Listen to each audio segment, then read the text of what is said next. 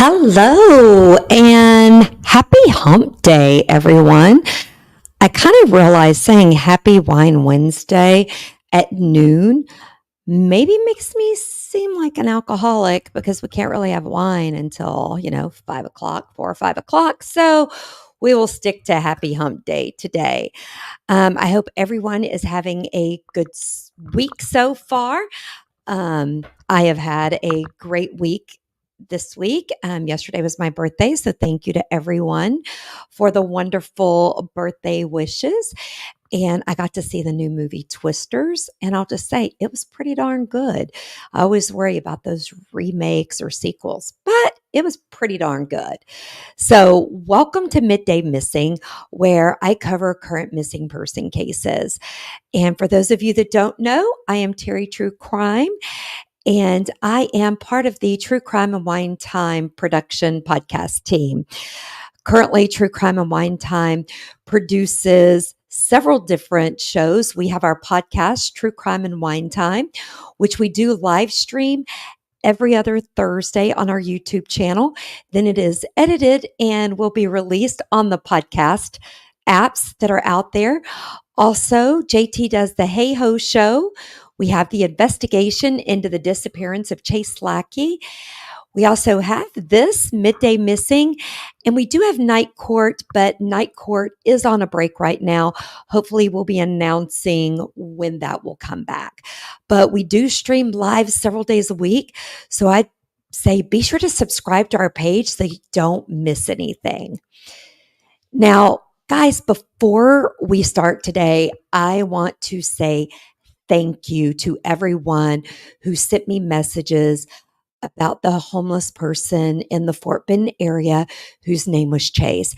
Got a lot of texts, got a lot of DMs saying, hey, could this be Chase Lackey? And I want to tell you, we all truly appreciate everyone keeping an eye out for Chase and all of the missing people that we cover. Sadly, we did verify the young man in Fort Bend County was a Chase, but it was not Chase Lackey. So disappointing, but keep calling us, keep sending us tips, keep letting us know if you see someone that you think is Chase, or if you think it's any of the missing persons that we cover, because that tells us we're getting the word out and that people are looking. And people looking is what's going to help us find tips that lead us to these missing individuals. So thank you once again. Truly appreciate it. And I know Chase's family appreciates it as well. Now, excuse me, I am very parched today. So today, the first one we're going to get into is Nikki McCain. She is a 39-year-old, and she went missing on May 21st, 2024. Now, she was reporting that her family was unable to reach her. So they filed the missing person reports. Guys, I think I've said this before. I have trouble reading the comments because I struggle with multitasking. Yes, they did find Caleb Harris, and that is very sad. And that's something, unfortunately, a lot of these missing person cases do not end the way the families want them to end because they want their loved ones back. But remember, even finding them in that situation where they're deceased or no longer with us gives the family an opportunity to bury them and say a proper goodbye. So now, like I said, Nikki McCain was 39 years old. She went missing just May of this year. The family said their last communication with Nikki was on Saturday, May 18th, when she texted one of her sisters saying that she was taking her mother-in-law to the hospital to see her brother-in-law. After that, they could not get in touch with her, so she was reported missing. Now, interesting enough, 1 week later, Nikki's truck was found about 50 miles southwest of her last known location. That is suspicious. There was a lot of different articles about this case and the fact that the family can't really prove some of the information they've been given. Like, was she driving this truck when she took her mother-in-law to the hospital? Was the truck at her mother-in-law's after? So there was a lot of that. So I decided not to put that in because it was really confusing to me. Now, Nikki has been married to Saelee-McCain for 16 years and they have 4 children. Now, in several sources, I found reports that Nikki and Tyler had a volatile relationship and that things had gotten progressively worse over the last several years of their marriage. Now, Nikki's sisters, Chloe and Kay, appeared on Crime Stories with Nancy Grace, and they shared that they started noticing bruises and black eyes on Nikki around 2019. But they also said that Nikki loved Tyler and she truly wanted to make her marriage work. Now, one article said that there was an incident that Nikki allegedly hit Tyler in the face with a cutting board, and they were going to charge Nikki with that. Tyler, however, wanted to stay with his wife, and he was like, we're not going to do anything about this. CPS was called, and the couple's 4 children were removed from the home due to violence in the home. Now, the kids were staying with one of the sisters after that. Now, in December of 2023, so think about it, just 5 months before she went missing, Nikki went to the hospital after she alleged she was beaten by Tyler. She had severe bruising and swelling around her eyes and on her face. Now, Tyler was arrested. Even though he denied hitting her or that they had an argument, he was charged with 4 felony counts. Now, Tyler told police that he thought his wife had gotten into a fight with another woman and that she was having another affair with the woman. Now, Tyler even said that they had a happy marriage and that there had never been any violence issues. But guys, we know this isn't true. We also know that his stories were very inconsistent, which, as we often say, is a huge red flag. Now, sometime after this happened, Nikki sought help from a local nonprofit, and she was preparing to leave Tyler. Now, Tyler had his court appearance on May 7th, where he pled not guilty to all of the charges. Now, after that court appearance, Nikki texted her sister that she was preparing to file for divorce from Tyler. She had come to that hard decision. It was time to end her marriage to Tyler. And Tyler was going to be due back in court on June 28th. Now, guys, Nikki went missing around May 18th. So, guys, that's just 11 days after that court appearance where he pled not guilty. Okay, that's a little sus to me anyway. Now, Tyler was due back in court on June 28th. However, the judge delayed the hearing in hopes of giving police more time to locate Nikki. Okay, now I want you to hold on to your seats because if you're anything like me, you're about to get really pissed off. When Tyler arrived at the courthouse on June 28th, there was a large group of supporters for Nikki. Outside of the courthouse, they carried signs saying justice for Nikki. They were there to support her and the fact that he was due back in court, and lo and behold, she went missing. Now, in a video that was recorded by one of Nikki's sisters taken at the courthouse, you can see Tyler flipping off the supporters of Nikki. I mean, dude, what the hell's wrong with you? I mean, you are a wife beater and a piece of crap, but you're an asshat. You're a piece of shit. This is the mother of your children. So even if you've, like I've said before, fallen out of love with her, you should care that she's missing about that. Now, on the video, you can find one of Nikki's sisters. You can hear her asking Tyler in the video, "Where is Nikki?" Tyler just shrugs his shoulders like, I don't know. What the hell?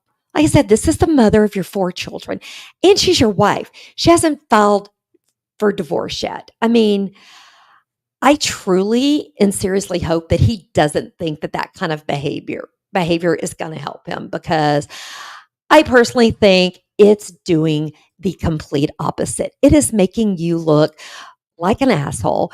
It is making you look very suspicious. It is making you look cold-hearted, and your kids are going to someday see that, and that's not going to be good for them. Okay? Now, I also want to tell you, Tyler has not joined up in any of the parties searching for Nikki. And to this day, he keeps changing his stories about what happened to Nikki. He has said everything from Nikki took an Uber to she ran off with a lesbian lover. I mean, come on, dude, get your story straight. Now, I'm not sure what the hell the DA is thinking in Shasta County. I kind of, part of me get it, but on the other hand, I don't. I don't understand why they couldn't keep delaying it. But they dismissed the 4 felony charges against Tyler from that incident in December when he beat Nikki. They said the case was dismissed because he couldn't really move forward since Nikki was missing, and they were worried that they wouldn't be able to get a conviction and that they wouldn't be able to come back later and charge him. Now, I just have to say, excuse me, don't you think that maybe that's why Nikki is missing, so that he could have the charges dismissed? I mean, they have 2.5 years, I believe, to refile the case. And no, they didn't think they would get a conviction without Nikki testifying. Okay, but at least try, right? At least postpone it, keep the trial going. I don't know all the legal stuff, not an attorney, but at least give it a try. There is enough evidence from sisters, other family members, pictures that there was abuse. Okay. And I think you should have still tried. That's my 2 cents and my opinion. But I think the DA gave Tyler exactly what he wanted. He wanted Nikki to disappear and not be able to testify against him. Now, I found that Tyler's had multiple issues with the law in the past, from vandalism, burglary, DUI, to domestic violence charges. And guys, currently, no charges have been filed in Nikki's disappearance. None. And they dismissed the felony charges for him beating her up. I hope the police are doing everything they can to find her, if she's still alive, if she's deceased, find the evidence to put whoever harmed her in prison. Because this woman is a mom of 4, and those kids and her family deserve to know what happened to her, because she didn't just take off and leave all of her stuff. You know, her kids weren't living there, but she didn't just say, oh, leave all my stuff. I mean, come on. I mean, especially the women, you know, we don't go anywhere without our purse, right? Very seldom. I mean, I even take my ID and phone when I go for a walk in the neighborhood, just in case something happens. Somebody needs to know who I am, right? So once again, I'm going to ask y'all to please share Nikki's missing person flyer that is posted on our Facebook page, and let's help her family. If you know anything about Nikki, or if you know stuff about Tyler, or information that you think could lead them to getting evidence that they need to charge Tyler for something, please call Shasta County Sheriff's Office. They've asked you to call them if you have any information into the disappearance of Nikki McCain. And guys, or it's McCain, not McClain. I just noticed I am missing the phone number for the Shasta County Sheriff's Office. I only have part of it. So I will find that. I know it's on the missing person flyer, and we will get that out there. So my apologies. I'm just noticing I have a typo. You can also Google Shasta County Sheriff's Office. And please, this is a sad case, just happened. This is where the best time for them to get evidence and investigate. It's not 3 years later. It's still very current. And as I've said many times before, people do not just disappear off of the face of this earth. Okay.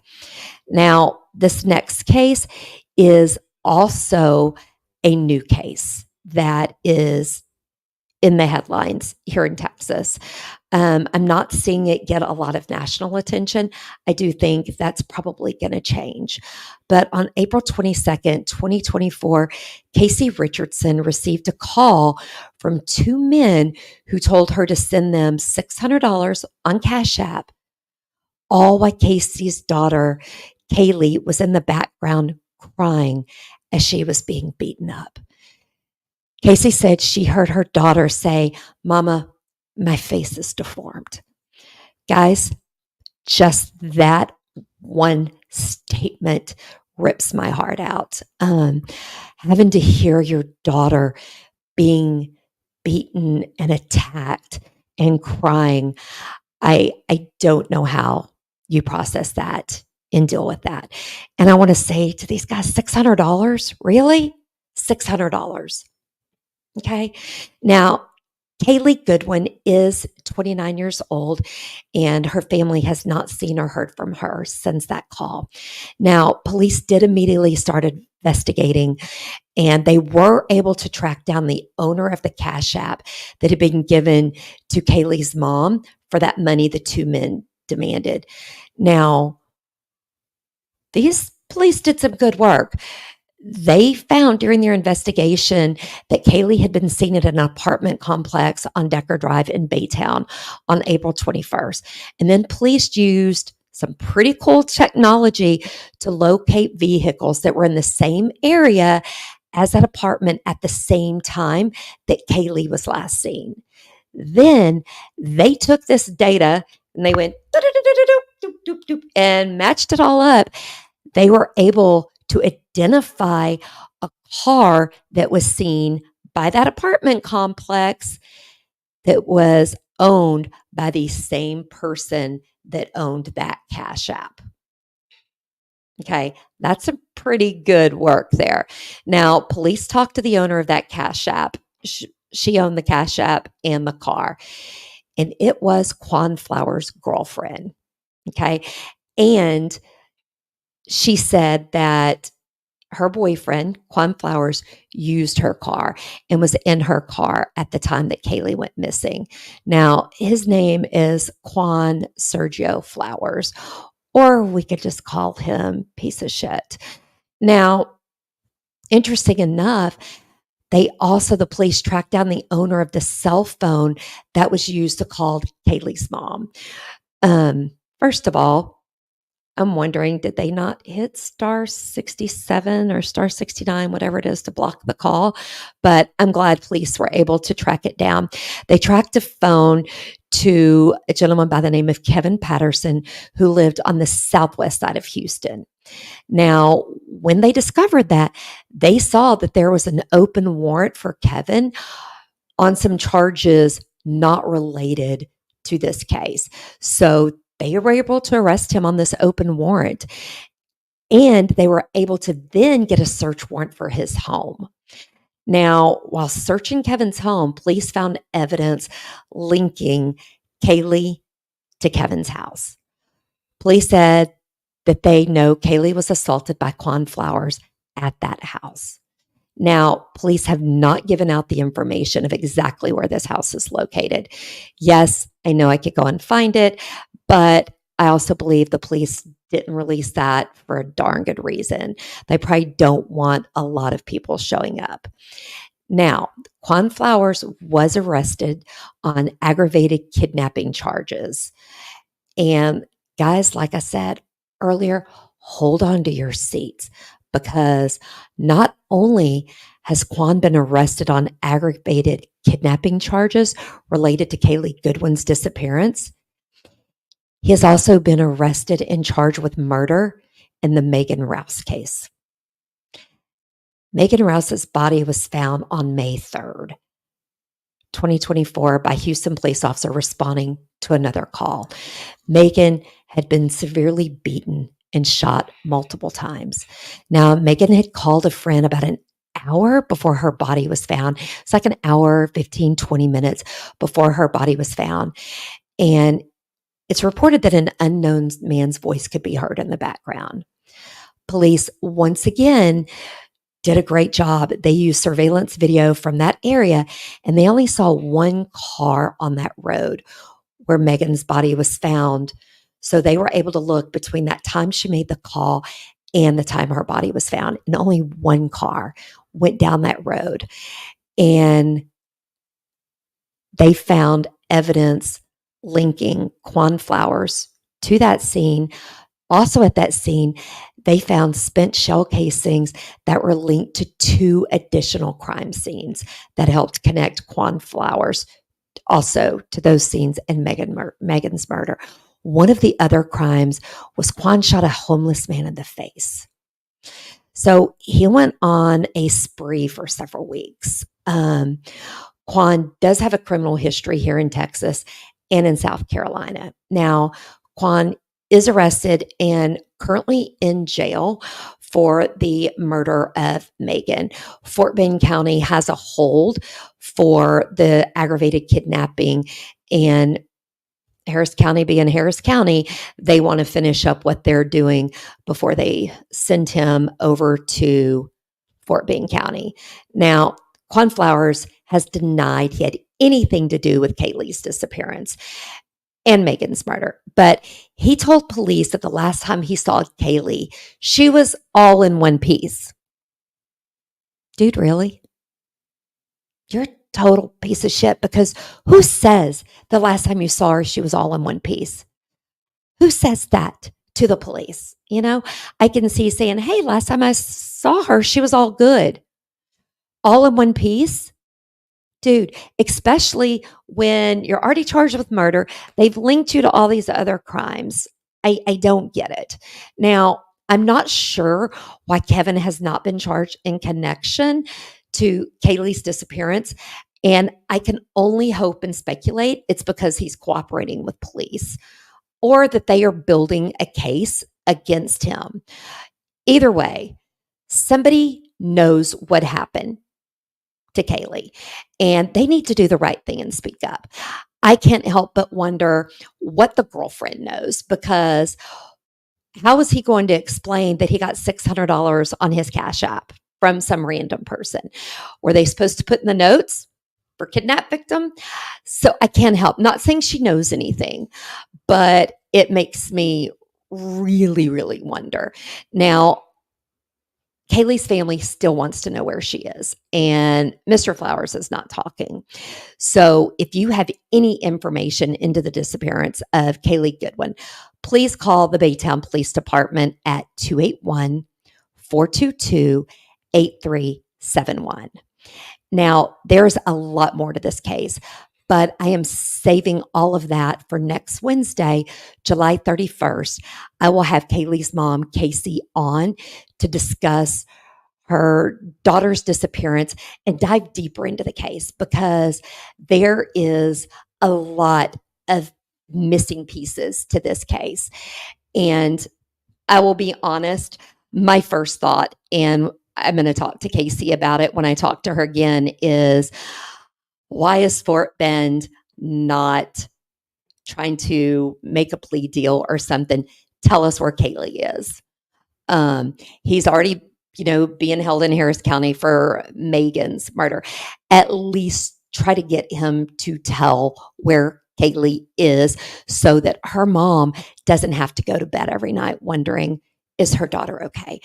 The last thing she heard of her daughter was her daughter crying and being beaten up. That is not how a mother should have to go to bed every night. Okay, guys, it's not. And if Mr. Flowers isn't going to stand up and do the right thing, because sounds like he's got a very small pair, okay, doesn't know how to really man up, that somebody needs to. He had to talk to somebody. And if he committed those other things, there's more to this, and he needs to tell us where she is. So I really want to dive more into that next week. Also want to talk to her mom a little bit more about Kalie, who she is as a person, all of those wonderful things, because I think connecting to these innocent individuals really helps to understand the story better. And I think we need to do that because I worry that police aren't going to do as much because they know he's already being charged with murder somewhere else and they've got him on aggravated kidnapping. But as we've learned just in the short time of doing Midday Missing, that's not enough. The family needs to know where she is. Obviously, they want her home safe and alive. If he did something horrible to her, they want to be able to bury her and say goodbye to her in a right way. He should not be allowed to have control over knowing where she is because he was the last person with her. And police have other information on him. So y'all are really good at making plea deals, as we see with Addison Guerrera. So come on, people, make a plea deal. Okay. Give him a deal so that he will tell the family where she is. Okay.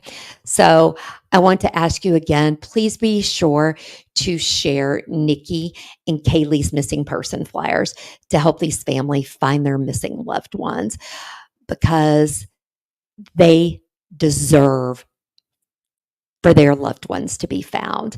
And I wish I could say that just by sharing the flyers that we're going to find them. But it was proven to me yesterday when I started getting messages about Chase Lackey that even though people don't like our postings or they don't subscribe to our YouTube channel or they don't listen to our podcast, they are still seeing these flyers that we post in social media because so many people, we're not talking one or two people, we're talking 10, 15 people reaching out.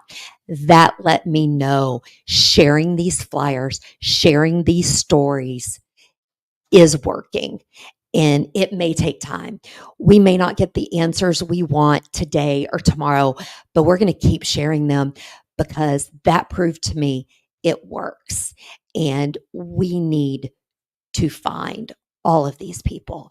And I believe with Nikki and Kalie's, these just happened. It is fresh in people's minds. Somebody knows something. Don't be scared to talk. You can call anonymously to Crime Stoppers anywhere. Okay. So please do that. And I want to thank you all for joining me today. Excuse me. I will be back tomorrow night on True Crime and Wine Time podcast with JT. We are doing the crazy stories of financial crimes. So I'm very excited about that. I will be back on Monday for our next episode of Midday Missing. Also want to let everybody know we are going to go ahead and schedule out through August our missing person cases and what we're going to be covering.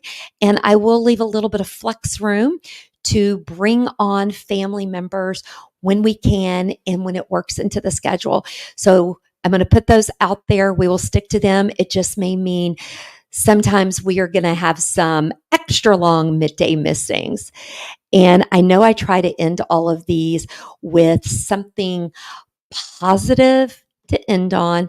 And guys, I'll be honest, it was really hard to find something positive to end on today. So what I decided instead is to share a little happy story with you guys, so to speak. Yesterday was my birthday and it was a great day. But what was so amazing to me was hearing from some of my oldest friends and talking about how much life has changed since we were young kids or since I've known them. And it made me realize all of the little things that maybe I regret in life, I really shouldn't regret because they help make who I am today and they help get me to where I am today.